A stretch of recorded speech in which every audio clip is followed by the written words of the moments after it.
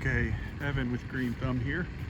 We're at a potential client's lawn. We're just going to refer to as BM's lawn. So this was newly sodded 13 months ago. So it has made it through one summer. But as we can see, it's browned out a lot more than we would like to see over the winter.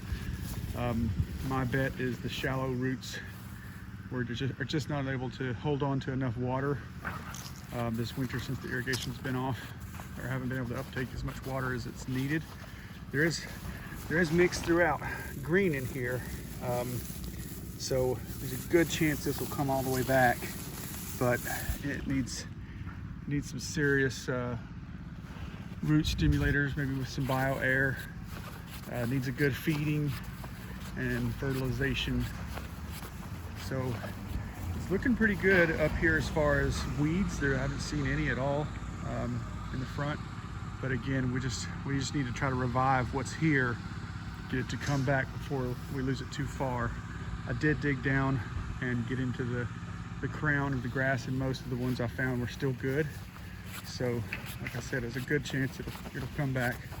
And it's very much clay right underneath the brown dirt from the sod. I was explaining to the potential customer how back here they didn't sod, they just seeded. And it looks like we've had a couple of issues. We had some washes happen, so some seed left where it was planted and got washed. But the other thing is, you can see where there was some here, but it's just struggling to hang on, struggling to get any nutrients out of this clay. There's just no humates in here. I'm sure very little in the way of microbiology. So we would probably want to concentrate a little bit more of the humates in this area that's still struggling. And my guess is, just by the way that the cores, soil samples looked, is the grade used to be higher here where the house is and slowly taper back down over here to where we meet the woods. The soil samples from starting back here at the back of the house was all solid clay, nothing in it, just clay. Start to get a little bit of something, a little bit browner, a little bit of nutrients, and then by the time you get back here near the wood line, it looks like fairly normal soil, you know, mixed with dark colors and light colors, and you know, deep down it's still clay, but near the surface in the root zone, this is much more normal soil. That would explain why this is taking so much better back here than it has up next to the house. I would assume, like I said, the grade went like that, so when they shaved it down, that clay was way underground. So like I said, we would want to focus a little bit more of the humic acid side of things up there toward the house. And I did measure to this little hill here. Doesn't look like that was previously seeded, but he said that marker is his property line.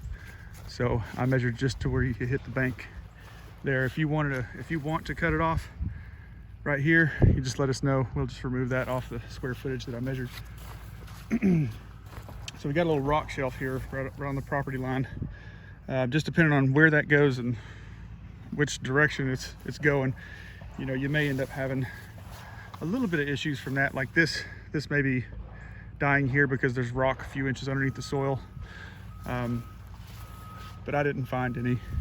And I talked to the customer that maybe there might have been some gravel underneath the ground up there by the house. There's no gravel.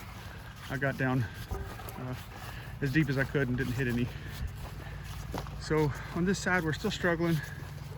Again, we're just dealing with just looking straight at clay here.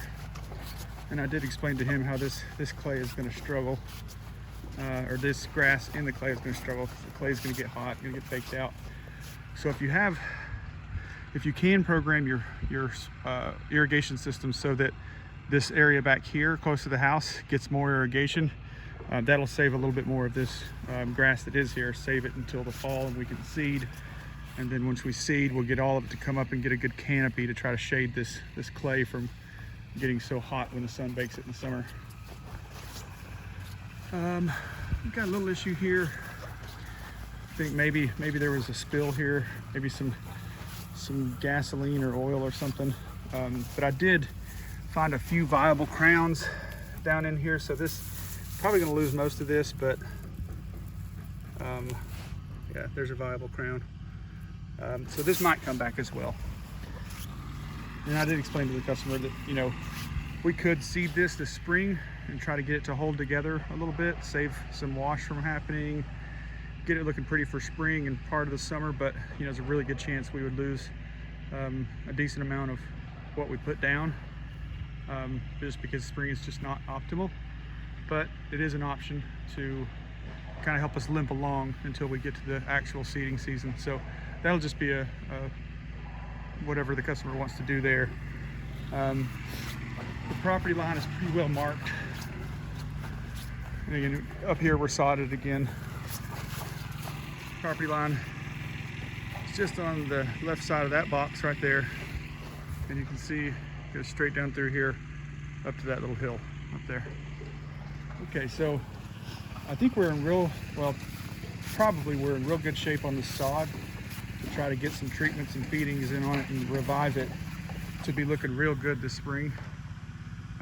So I would say sooner than later though. I'm not trying to upsell you, but I would just say sooner than later, because this is when it gets to this stage, you're starting to lose individual plants, and you lose too many and we've got a hole. But if we can revive it from where it's at right now, I think we're going to be okay. Okay, all right, well that's the scope of it. It has the potential to be a really good lawn. It's got a lot of sun and he's got an irrigation system so he can compete with the heat, and it's got a lot of potential here. All right, that'll be it for now. I'm having a green thumb out.